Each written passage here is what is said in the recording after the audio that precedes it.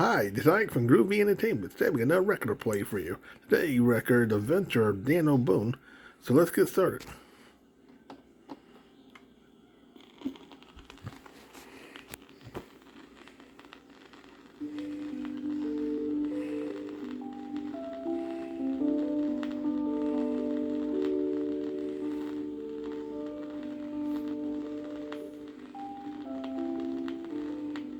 During December of 1777 AD, another hardship threatened the people of the lonely settlement of Boonesboro in the Kentucky wilderness.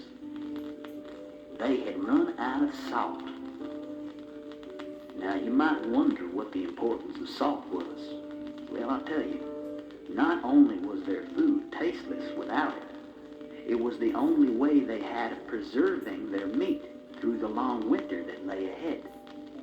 You see, they didn't have refrigerators in those days, so they preserved things with salt. The men of Boonesboro tried boiling down the water from their own salt spring, but there simply wasn't enough salt in the water. So Daniel Boone had decided to go to a place called the Blue Licks. Now the Blue Licks was a place where there was plenty of salt inside the water. But it was a dangerous thing to do, because the Blue Licks lie right on the Warrior's Path, a trail taken by the Shawnee Indians. Now the Shawnee Indians had been on the warpath, for they were determined to drive the white settlers from the Kentucky wilderness. One of their chief aims was to capture or to kill Daniel Boone himself. These were unfortunate times.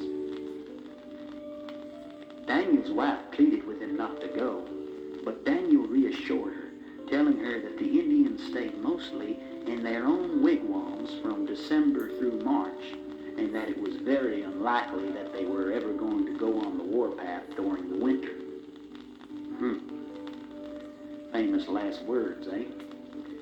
Finally, on a cold winter day that threatened snow, Daniel led a party of 40 men out of Boonesboro and headed for the Blue Licks. At first, everything went hunky-dory. Daniel and his crew filled up these huge iron kettles with salt water from the salt springs at Blue Licks. And then they began the really slow process of boiling down the water until only the salt remained. You know, that's how the water evaporates up into steam, but the salt, you call that stuff sodium chloride, stays on the bottom of the kettle. So you have only the salt remaining when all the water evaporates away.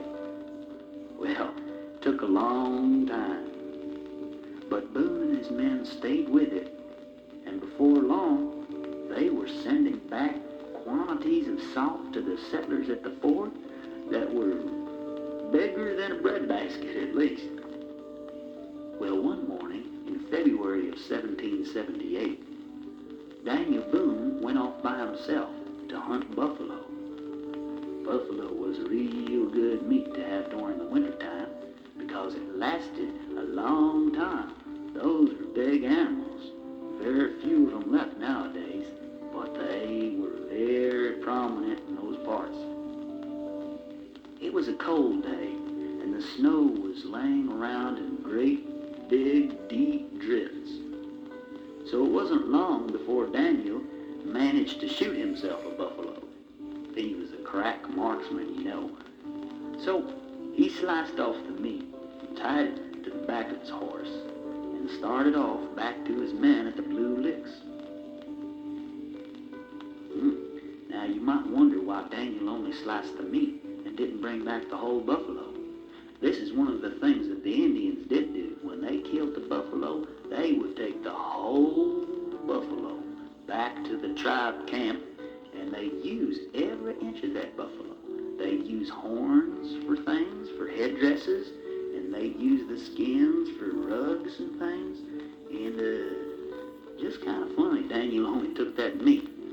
Oh well. Suddenly, it began to snow again. The snow was so heavy that Daniel couldn't see a foot in front of him as he trotted through on his horse. Well, what happened next could never have happened if he was able to see clearly. Suddenly he was surrounded by Indians. There were so many of them that he couldn't escape. Well, the Indians didn't harm Daniel. You see, it had been their intention all along to take him alive. They just tied his hands behind his back and led him to see their great chief, whose name was Blackfish. Now, Blackfish was the chief of the Shawnees, and he stood waiting for Daniel in a clearing inside the woods. All around him there were hundreds of the Shawnee warriors, and they were all painted in war paint. Daniel understood some of the Indian language. From what he could gather, they were saying that they were planning to attack the fort at Boonesboro and burn it right to the ground. Whoosh! Well, Daniel knew he had to think fast, because he knew in a matter of minutes the Indians would be riding off to Boonesboro, and once that happened, there was nothing he could do to stop it. By nightfall, all the families at the fort might be dead. Well, when they finished talking together, Chief Blackfish turned his eyes to Daniel. This was a very proud moment for him. See, for many years, Blackfish had been dreaming of capturing the Daniel Boone, the daddy of them all, the pioneers, that is. See, Boone was a white man that the Indians admired above all the other white men. And that's because he felt like an Indian. Except, of course, when it came to killing buffaloes.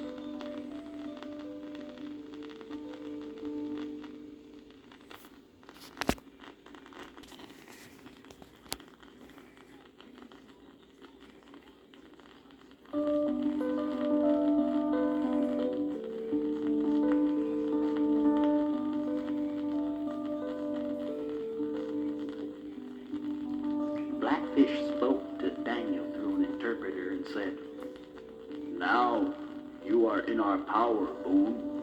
Of course, he said it in Indian talk, and they had to translate.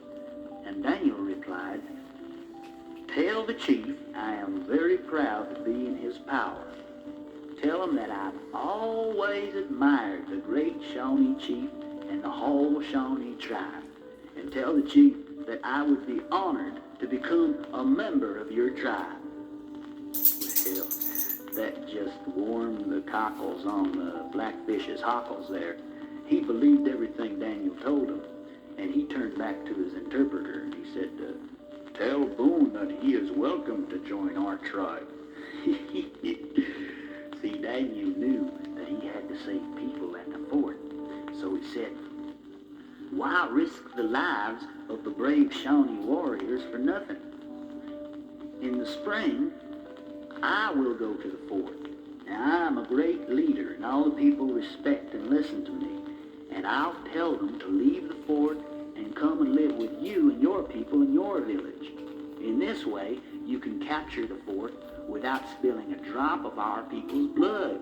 Now, Blackfish listened to this interpretation of what Daniel said, and he was pretty impressed. So finally, he actually agreed to put off the attack until springtime.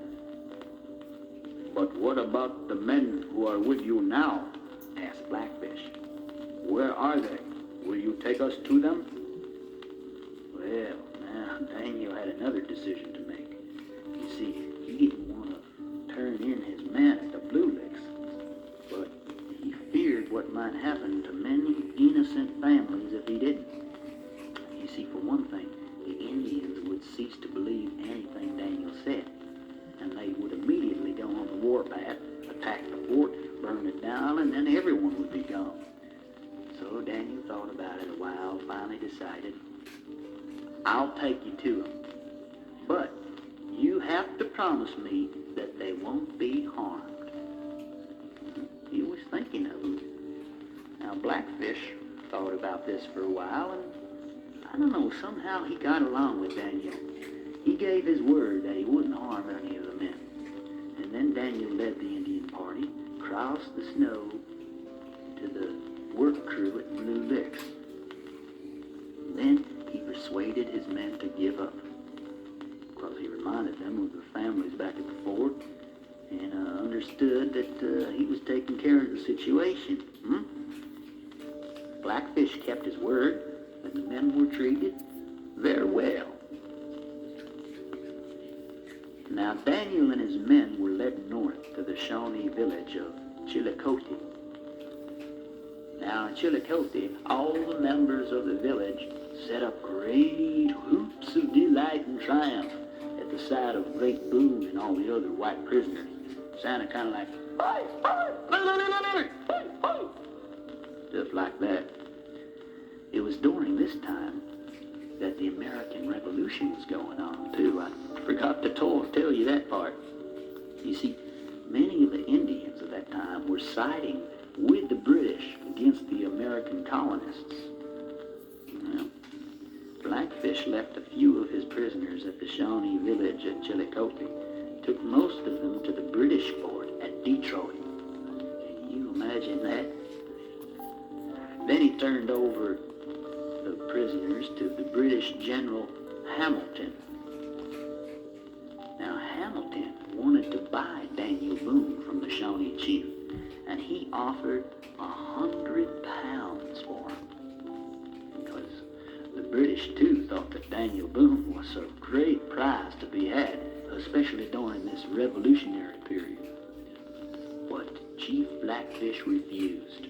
You see, Blackfish had other plans for the great Daniel Boone. Now, when Daniel returned to the Shawnee village with Blackfish, Daniel found out what the chief's plans were. Blackfish wanted to adopt Daniel as his own son. You see, it seemed that Blackfish's real son had been killed in a battle with the white men, and Daniel, who was actually fond of the old Shawnee chief, agreed to become his adopted son. And so, a number of ceremonies were performed that had the effect of turning Daniel from a white man into an Indian, so that he would be ready to be the chief's own adopted son. These are some of the things that went on for this ceremony. First of all, every bit of hair was plucked from Daniel's head. Can you imagine that? Daniel Boone, the daddy of them all, was completely bald-o. The only hair that was left was a little patch on the crown of his head. This patch became his scalp lock, and it was braided and beaded. He just looked like one of those Shawnees, because what they did next was paint his body. They painted his body all over with Shawnee symbols. Then he was given bracelets and ornaments to wear on his arms and his wrists and his neck. Then Blackfish made a speech welcoming Daniel to the tribe, and he sure looked like he belonged to that tribe too. After that, the squaws of the tribe took Daniel down to the river. There they bathed him in its water and scrubbed his skin real hard. You see, their belief was that if they scrubbed hard enough, they would wash away all his white skin. I'll tell you one thing, if you rub hard enough, you would. Finally, he was taken to the council house. As all the warriors of the tribe looked on, he was given several bright red feathers to wear on his scalp lock. Next, he was given a pipe to smoke. Blackfish made yet one more speech. Everyone sat down to a traditional feast of venison, that's deer meat of course, and corn, and the ceremony was completed. Daniel was officially made member of the Shawnee tribe, and his name in Indian was Sheltowee, which means big turtle in the Shawnee. I guess they must have thought, even though he was great, he was a little slow, eh? Well, truly Daniel was not really so upset at the thought of becoming an Indian, for he admired the Indians and many of their ways. Well, he had a lot to learn from them about skinning buffaloes, for one thing. In truth, he felt real affection and friendship for Blackfish, the chief, who had spared his life and now treated him like a son. In the spring, 3 months later, Daniel did escape and managed to return to Boonesboro, only to find that his family thought that he had been killed. So they returned to relations in the east. Even though Daniel Boone fought with the settlers for the Kentucky Territory, he was well respected by the Indians, and he had many friends among the tribes until the day he died.